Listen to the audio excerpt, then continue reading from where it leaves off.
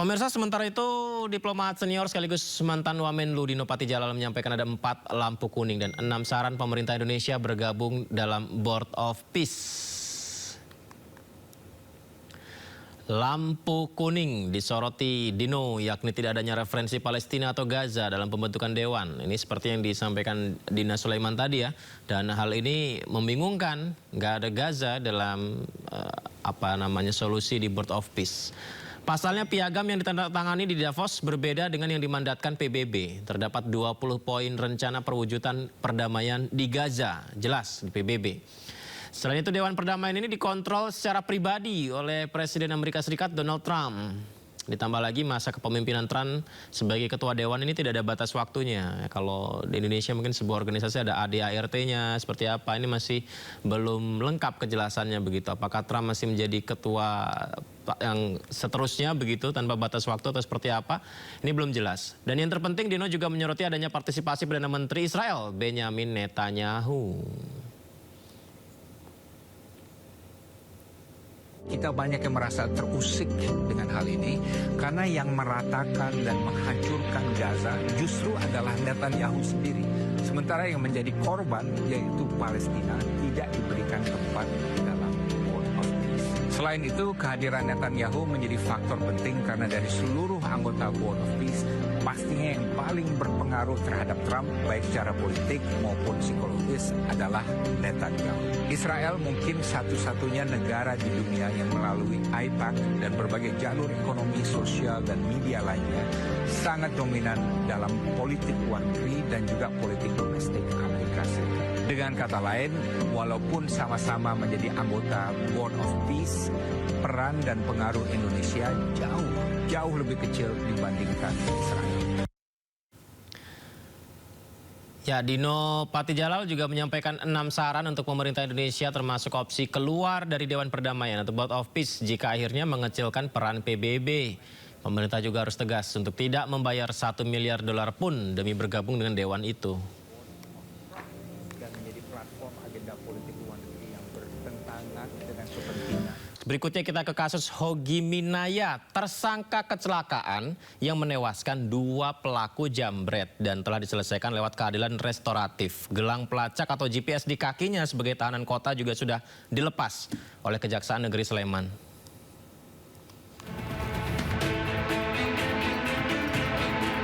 Gelang pelacak atau GPS yang dipasang di kaki Hogi Minaya sebagai tahanan kota sudah dilepas oleh Kejaksaan Negeri Sleman.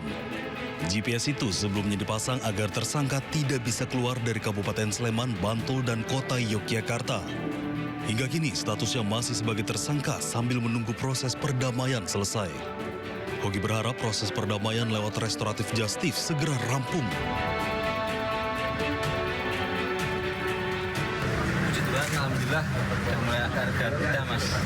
Dan namanya restorasi justice seperti ini, mungkin kedepannya mungkin lebih lagi semua. Seperti diketahui, Hogi Minaya dijadikan tersangka oleh Satlantas Polresta Sleman karena mengakibatkan 2 orang penjambret istrinya meninggal dunia.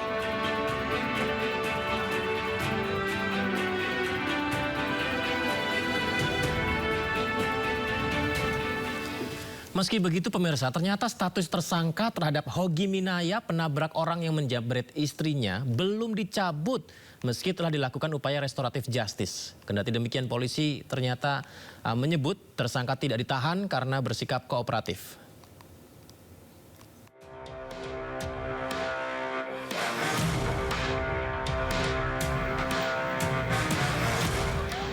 Kasus Hogi Minaya, tersangka kecelakaan lalu lintas karena menabrak orang yang menjambret istrinya, masih terus bergulir.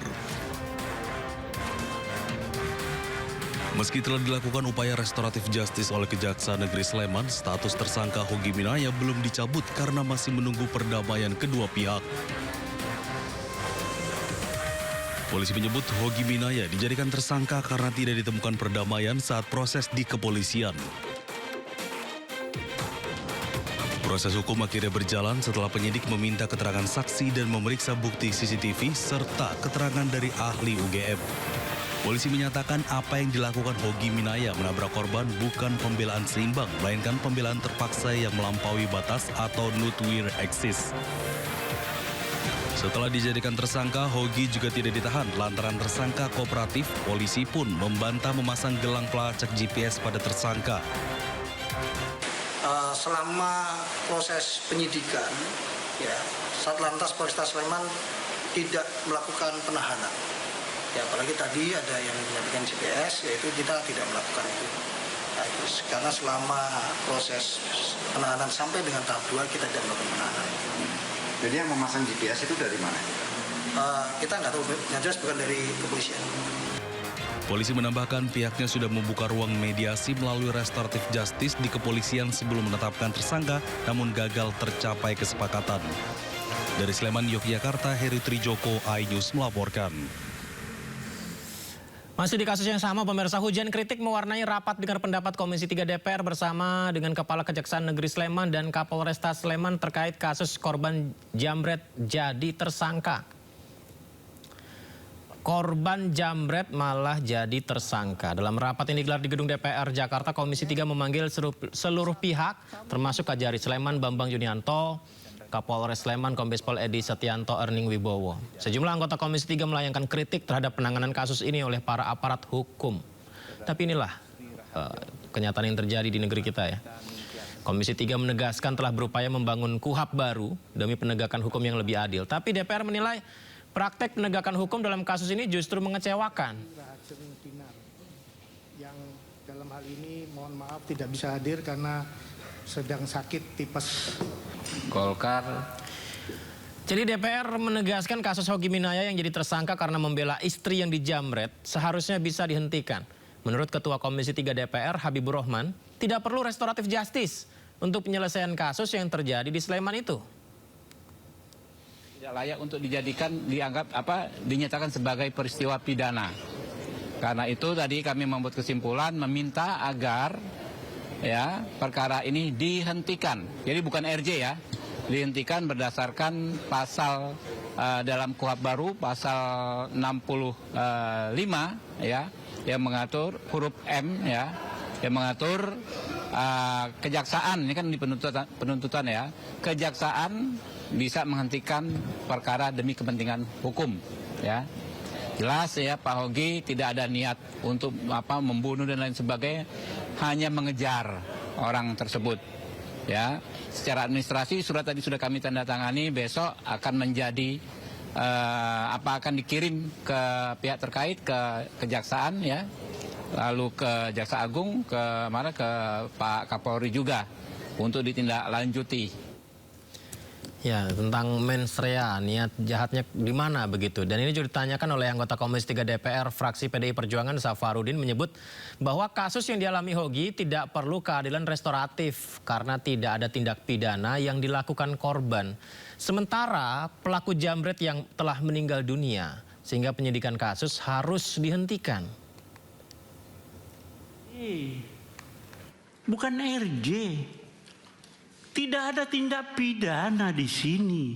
Sependapat dalam tidak ada tindak pidana. Orang yang Bapak tahu, Bapak ngomong di televisi saya lihat Pak Kapolres itu, dia melakukan pembelaan yang melakukan tindakan tidak seimbang.